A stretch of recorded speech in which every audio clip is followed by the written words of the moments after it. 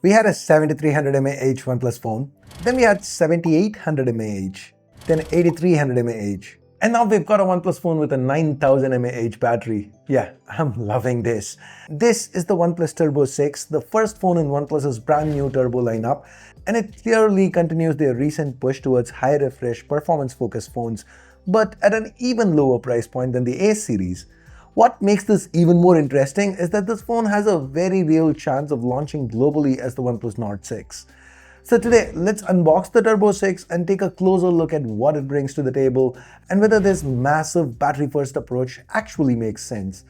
If this is your first time here, or in case you just can't remember, my name is Ash, you're watching C4E Tech, and let's get started.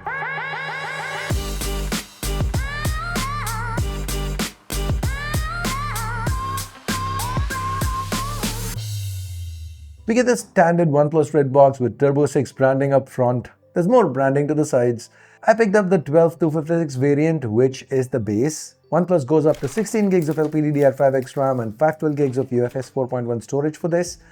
Opening up the box, we're greeted by this red insert. Inside, there's a leaflet and a soft case. Next up is the Turbo 6 itself. Despite it being the first turbo phone, I guess they're calling it the Turbo 6 to get it in sync with the A6 lineup. I went with a green variant. OnePlus also offers this in black and silver. In my humble opinion, the silver might be the best looking SKU this time. It's got these subtle lines to the back that add depth and almost create the illusion of motion blur depending on the angle. Regardless of the colorway you choose, the back is fiberglass and the sides are plastic. Both come with a matte finish, so they're quite resistant to fingerprints and smudges. The Turbo 6 also drops the plus key from the Ace lineup, but the overall design language is familiar. You get a flat display, a flat back with a rectangular camera array, the edges are rounded, the corners curved. With up to an IP69K rating, OnePlus continues to offer comprehensive ingress protection, and the display, it remains usable even with wet hands. Speaking of the display, it is very similar to what you get on the flagship OnePlus 15. This here is a 6.78-inch AMOLED panel with a 1.5K resolution and a 165Hz refresh rate. Brightness peaks at almost 2000 nits, so outward visibility is excellent. Under low light, you get 3840Hz high-frequency PWM dimming to reduce OLED flicker. Now, there are a couple of differences between this and the flagship OnePlus 15's display. For starters, the bezels, while they are mostly symmetric, they are thicker than on the OnePlus 15, and that makes the Turbo 6 slightly wider and taller. It's also 8.5mm thick and weighs about 220 grams, so this is not a very ergonomic phone. Secondly, this is an LTPS panel, meaning no variable refresh, so it is slightly inefficient. But given the mammoth 9000 mAh battery on the inside, it's a little hard to care about a tiny bit of inefficiency, right?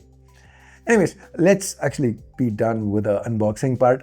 Next, there's a SIM tool, the traditional OnePlus Red cable, and an 80-watt SuperVOOC charger. Using this charger, you can take that massive 9000 mAh battery from 0 to 50 in just 30 minutes, with a full charge taking roughly an hour 15. There's also support for 27-watt reverse wired charging, so the Turbo 6 can develop as a power bank in a pinch. And you get bypass charging as well, in line with OnePlus's performance focus. Performance-wise, the Turbo 6 is powered by Qualcomm's Snapdragon 8s Gen 4. This is a solid chip and a good fit for performance phones at this price point. Under sustained stress, the phone does drop about 45% of its peak performance, and it ran hot, topping out at just under 50 degrees. So if you really push it, things are going to get toasty. But for most games, it should still be fine. And with that excellent display and loud stereo speakers, the overall gaming experience, it remains quite enjoyable. For day-to-day use, you get Android 16 with ColorOS 16 on top, OxygenOS 16 if and when this goes global. The experience, it's very close to the OnePlus flagship. You get smooth animations, app launches are quick, and there's no noticeable lag. Cameras are easily this phone's weakest point, and though I say cameras, there's just one because the secondary is a useless 2-megapixel monochrome sensor put there just to make up the numbers. Now the primary is decent, a 50-megapixel Sony IMX882, the same sensor OnePlus used for the periscope telephoto on the OnePlus 13. This is a 1/1.95 1.95-inch sensor paired with an f1.8 lens with OIS. In good light, it performs well, images are sharp, colors are natural, and the dynamic range respectable. Low light performance is acceptable too. Not amazing, but usable. It's definitely a step below the 15-hour, but it should be fine for most everyday use. Video tops out at 4K 60 FPS and the footage is perfectly fine. Selfie video is capped at 1080p 30 in 2026. Really OnePlus? Stills from the 16 megapixel front camera look good though. Skin tones are natural and edge detection is accurate for portraits. Now pricing is where things get interesting. The OnePlus Turbo 6 starts at 2299 RMB, though it's currently discounted at 2099 RMB. At that price, the Turbo 6 looks like a very compelling day-to-day phone. You're getting solid performance, an absurdly large battery, fast charging, and a smooth display. As long as cameras are in priority, the Turbo 6 seems to offer very strong value in its segment. So what do you think about this phone? And would you like to see this go global as the OnePlus Nord 6? Drop a comment down below, and while you're down there, hit that like button, get subscribed, turn on notifications by hitting that bell icon if you haven't yet. And I guess that's it. Thanks for watching. Ash out.